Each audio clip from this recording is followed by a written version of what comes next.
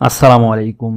পহেলা জুলাই থেকে কার্যকর হতে যাচ্ছে পে স্কেল। সর্বোচ্চ ও সর্বনিম্ন গ্রেডে সম্ভাব্য বেতন প্রকাশ পেয়েছে। দীর্ঘ ১১ বছরের প্রতীক্ষার অবসান ঘটিয়ে নতুন অর্থবছর পহেলা জুলাই থেকে কার্যকর হতে যাচ্ছে নবম জাতীয় পে স্কেল। অর্থমন্ত্রী আমির খসরু মাহমুদ চৌধুরী প্রস্তাবিত বাজেটে সরকারি কর্মচারীদের জীবনযাত্রার ব্যয় ও মূল্যস্ফীতির কথা বিবেচনা নিয়ে ধাপে ধাপে এই নতুন বেতন কাঠামো বাস্তবায়নের ঘোষণা দিয়েছে। প্রিয় বন্ধুরা, আসুন দেখি কোন গ্রেডে মূলত কত বেতন বৃদ্ধি পাচ্ছে। আমরা আলোচনা করব গ্রেড ৯ থেকে, অর্থাৎ নবম গ্রেড থেকে একদমই ২০তম গ্রেড পর্যন্ত কত পার্সেন্ট মূলত বেতন বৃদ্ধি পাচ্ছে অথবা কত টাকা বৃদ্ধি পাচ্ছে সেটি। প্রথমত নবম গ্রেড। নবম গ্রেডের বেতন, মূল বেতন যা ছিল আপনার ২২,০০০ টাকা, সেটি বৃদ্ধি পেয়ে এখন হচ্ছে ৪৫,০০০ টাকা। ৪৫,০০০ টাকা। এরপর আছে আপনার দশম গ্রেড। দশম গ্রেডের বেতন ছিল আপনার ১৬,০০০ টাকা, এটা বৃদ্ধি পেয়ে হচ্ছে আপনার ৩২,০০০ টাকা। এরপর আছে আপনার ১১তম।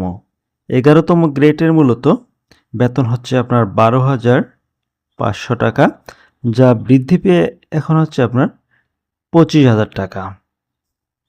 তারপর আছে ১২তম গ্রেড।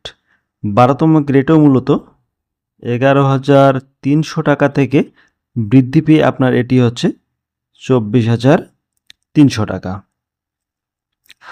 প্রতিটি গ্রেডেই কিন্তু বিভিন্ন প্রকারে কিন্তু আপনার এই অর্থের পরিমাণটা বৃদ্ধি পাচ্ছে। আশা করা যাচ্ছে এটি ইনশাল্লাহ 100%ই কিন্তু কার্যকর হবে। এরপর আছে আপনার ১৩তম গ্রেড। ১৩তম গ্রেডের মূল বেতন যা ছিল ১১,০০০ টাকা, এই ১১,০০০ টাকা থেকে বৃদ্ধি পেয়ে এখন হচ্ছে ২৪,০০০ টাকা। এটা কিন্তু 100%-এরও বেশি। এরপর আছে আপনার ১৪তম গ্রেড। ১৪তম গ্রেডে আপনার ১০,২০০ টাকা থেকে বৃদ্ধি পেয়ে এটি হচ্ছে ২৩,৫০০ টাকা। প্রিয় বন্ধুরা, আপনারা যারা সরকারি চাকরি করতেছেন বা করবেন, আপনাদের জন্য কিন্তু এটা বিশাল একটা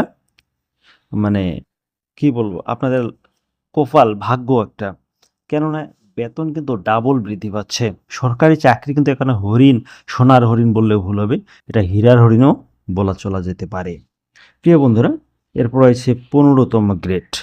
১৫তম গ্রেডের মূল বেতন আপনার ৯,৭০০ টাকা, ৯,৭০০ টাকা, ৯,৭০০ টাকা।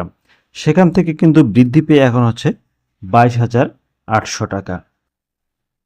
এরপর আছে ১৬তম গ্রেড। ১৬তম গ্রেডেও কিন্তু আপনার বৃদ্ধি পাচ্ছে, এখানে ৯,৩০০ টাকা, সেটি বৃদ্ধি পেয়ে এখন হচ্ছে আপনার ২১,৯০০ টাকা। তারপর আছে আপনার ১৭তম গ্রেড। ১৭তম গ্রেডের মূল বেতন হচ্ছে আপনার ৯,০০০ টাকা, সেখান থেকে বৃদ্ধি পেয়ে হচ্ছে আপনার ২১,৪০০ টাকা। এরপর আছে ১৮তম গ্রেড। এই ১৮তম গ্রেডে মূলত ৮,৮০০ টাকা থেকে বৃদ্ধি পেয়ে হচ্ছে ২১,০০০ টাকা। এরপর আছে ১৯তম গ্রেড। ১৯তম গ্রেড, এই ১৯তম গ্রেডেও কিন্তু বৃদ্ধি পাচ্ছে। এটা ছিল আগে ৮,৫০০ টাকা, সেখান থেকে বৃদ্ধি হয়ে হচ্ছে আপনার ২০,৫০০ টাকা। এবং সর্বশেষ হচ্ছে ২০তম গ্রেড, যা অনেকেই জব করেন বা অনেকেই অফিস সহায়কে পরীক্ষা দেন বা অফিস সহায়কে বিভিন্ন আবেদন করা আছে আপনাদের। এই ২০তম গ্রেডে, ২০তম গ্রেডের মূল বেতন হচ্ছে ৮,২৫০ টাকা, যা আপনার বৃদ্ধি পেয়ে হচ্ছে ২০,০০০ টাকা। ২০,০০০ টাকা অনেক কিন্তু বৃদ্ধি পেতে যাচ্ছে।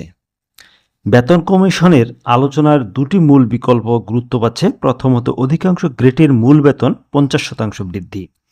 অধিকাংশ যেটা রয়েছে পূর্বেরগুলা, প্রথম থেকে আপনার অষ্টম গ্রেড বা নবম গ্রেড পর্যন্ত এগুলো 50% বৃদ্ধি পাওয়ার, এবং দ্বিতীয়ত দশম গ্রেড পর্যন্ত, এবং ১১ থেকে ২০তম গ্রেডের কর্মচারীদের বেতন সরাসরি দ্বিগুণ করা।